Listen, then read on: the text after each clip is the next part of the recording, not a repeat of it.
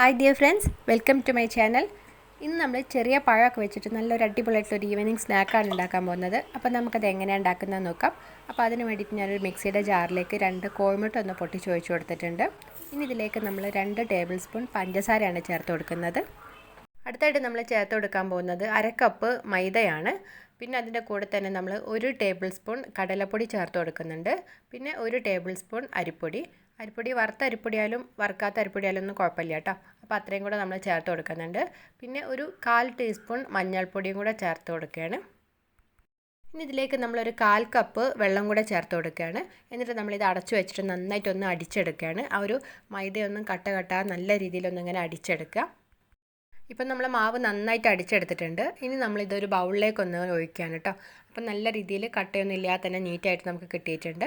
ഇനി നമ്മളിതൊരു 10 മിനിറ്റ് ഒന്ന് ഇതുപോലെ ഒന്ന് മാറ്റി വെക്കുകയാണ്. ഇനി നമ്മളിവിടെ എടുത്തിട്ടുള്ളത് ചെറിയ പഴമാണ്.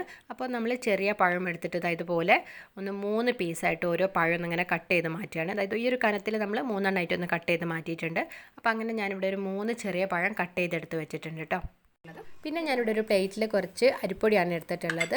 എന്നിട്ട് നമ്മൾ കട്ട് ചെയ്ത് വെച്ചിട്ടുണ്ടായിരുന്ന ചെറിയ പഴം ഉണ്ടല്ലോ, അപ്പോൾ നമ്മൾ ഓരോ പീസായിട്ടും ഈ ഒരു അരിപ്പൊടിയിൽ ഇട്ടിട്ട് ഇതുപോലെ 2 സൈഡും നമ്മളിത് ഇതുപോലെ ആ ഒരു പൊടിയൊന്ന് തൂവിയിട്ടൊന്ന് കോട്ട് ചെയ്ത് കൊടുക്കുകയാണ്.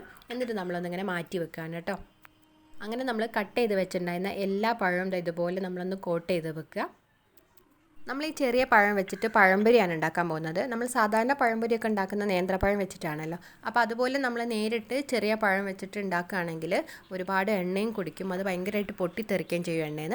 അപ്പോൾ അതൊന്ന് മാറ്റാനായിട്ടാണ് നമ്മളിത് ഇതുപോലെ അരിപ്പൊടിയിലൊന്ന് കോട്ട് ചെയ്ത് വെക്കുന്നത്.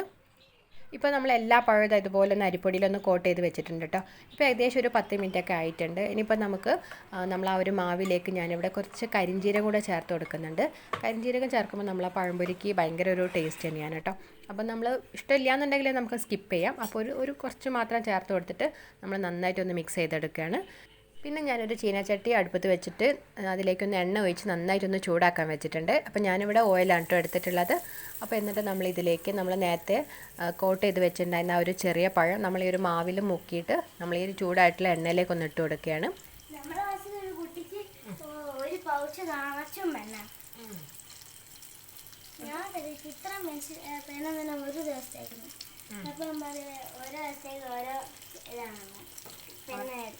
മാറി ഉപയോഗിക്കും.